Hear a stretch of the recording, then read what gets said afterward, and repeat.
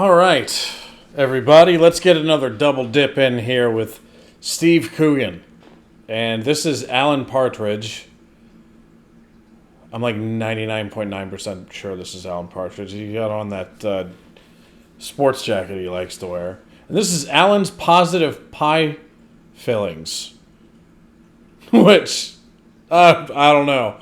But I clicked on this because it was the recommended video. Like, I'm coming off of the Ernest Most reaction.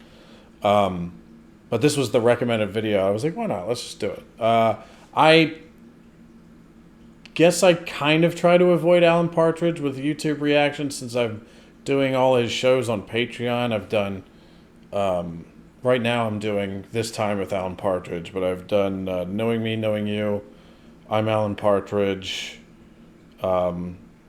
what's the radio one that he does?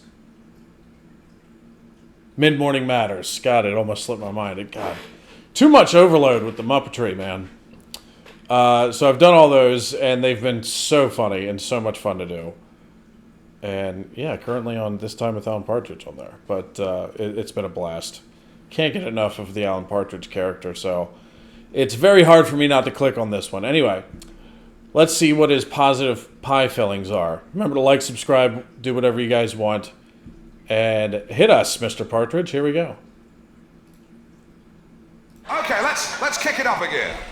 This is state-of-the-art technology. It's an electronic gauntlet linked to a computer. I'm going manual. Okay. It's a combination of an iPhone and a Wii, and it's called a YI. And interestingly, it was developed in Newcastle by myself, Intel, and Jimmy Nail. I only wear the glove on the one hand, a bit like Michael Jackson, except my glove will not be used for evil. Dude, has anybody ever played Half-Life Alyx? His glove looks like the gravity gloves from Half-Life Alyx. It's very strange. Okay, let's start by having a bit of fun. If people were pies, who would have a positive filling? Let's take a look. That's right, it's Trevor Phillips, chairman of the Commission for Racial Equality. Trevor is a very positive person. I met him 2 years ago at the Pride of Britain Awards, where he was winning an award for being least racist person or something. And afterwards,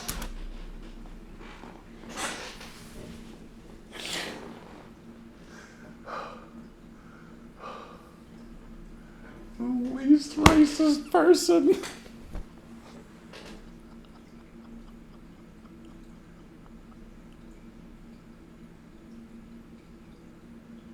I don't even know who this is, but oh my god. What an award. We should have that award show. It'd probably be the best thing ever put on television. Holy god. Years ago at the Pride of Britain Awards, where he was winning an award for being least racist person or something. And afterwards, after the ceremony, he'd had a couple of drinks. And actually, I think I'll do this. Actually, that's a bit weird. Yeah, he'd had a couple of drinks, and Trevor made some pretty derogatory comments about the Welsh. And I said, hey, you, oh, no. Hey, Trevor, give that award back. And he said, Alan, he said, I'm not racist. He said, but you've got to draw the line somewhere. And without missing a beat, he said, and that line is somewhere around Shropshire. Very positive person indeed. Who else would have a positive filling? Let's take a look. That's right, it's my very good friend, Norfolk-based intensive farmer, Bernard Matthews. Wait, Bernard what is an intensive farmer? What is that? An intensive farmer? Does that just mean you're a regular farmer, but you're just mad all the time? That's right, it's my very good friend, Norfolk-based intensive farmer, Bernard Matthews. Bernard is a very positive guy. He gets a lot of flack from the pro-chicken brigade. Unnecessarily so, because he really does have chicken's best interests at heart. I was chatting with him about this the other week at a cockfight in his front room. And I said, Bernard, don't listen to these people. I mean, how much space does a chicken need, really? If you do give them space, they just run around like idiots. So, you know. But he's got a great sense of humour. I was at a party at his house a few weeks ago, and he said to me, Alan, are you a leg or a breast man? I said, do you mean chickens or ladies? And he laughed. He said, but no, seriously, Alan, he said, when we get them in a confined space, he said, they make a hell of a racket.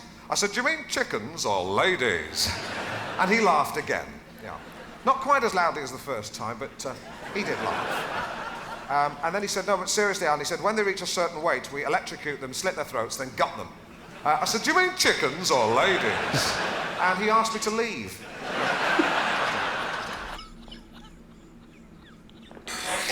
Oh, yo. Oh my God. Yo, I gotta watch, like, is there a stand-up, well, I don't even know if this is well, it's kind of stand-up. It's just playing a character in stand-up.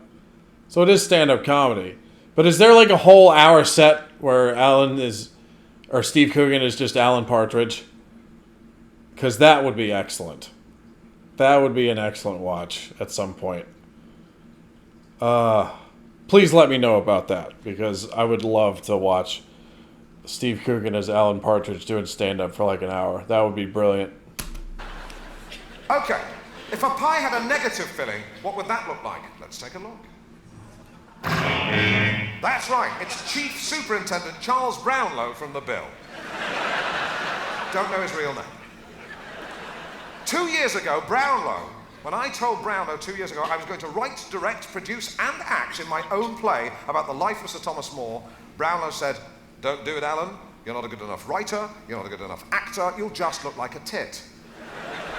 Thomas More, that was, wasn't he like the chief advisor to King Henry VIII at some point? Thomas More, because he was the one who preceded Thomas Cromwell, I think. Am I getting that right or wrong? Thomas More was, first it was like, his main advisor was Cardinal Wolsey. I'm talking about Henry VIII. So it's like his main advisor in the beginning was Cardinal Wolsey, and then it was Thomas More, and then it was Thomas Cromwell. And they all bit the dust. Although More and Cromwell got executed, but I think Wolsey died in kind of like internal exile within England somewhere, didn't he, or something like that? I don't know. Anyway, sorry, I kind of derailed that a little bit. I apologize. And act in my own play about the life of Sir Thomas More, Brownlow said, don't do it, Alan. You're not a good enough writer, you're not a good enough actor, you'll just look like a tit. Really, Brownlow? Well, when I put that play on tonight, there's only going to be one tit, and it'll be you. And you'll be a tit eating a pie. And you know what flavour that pie will be? Humble pie. By the way, when I had acting lessons for my debut tonight, I hired the best in the business, crocodile shoe-wearing Geordie hardman, Jimmy Nail. And Jimmy, when he trained me, he said to me, Alan, I didn't fuck a boot. And he didn't. He really didn't. Oh, that this time theme tune at the end, man. I have that theme tune stuck in my head because it's such a cringy, like, morning. It gives you that cringy morning show vibe. But anyway, that was awesome. Alan's positive pie fillings. There's got to be a Alan Partridge like whole set where he does like an hour.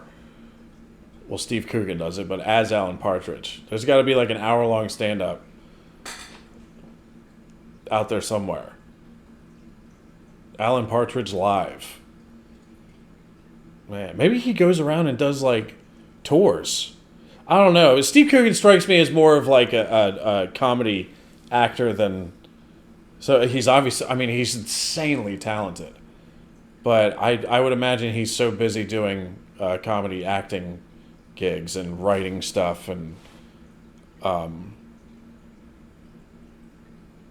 than to do like a stand-up comedy tour or something like that. You know, I could be wrong though, but you guys know way better than me. So fire away in the comments below, please. I would appreciate that. Anyway, hope you guys enjoyed that reaction. Remember to like, subscribe, do whatever you guys want, and I will see you again soon. Take it. Oh, whoa! Should I end it like that? No. That was a weird. What was about to come out of my mouth? Sorry about that. Take care. I'll see you guys next time. Peace.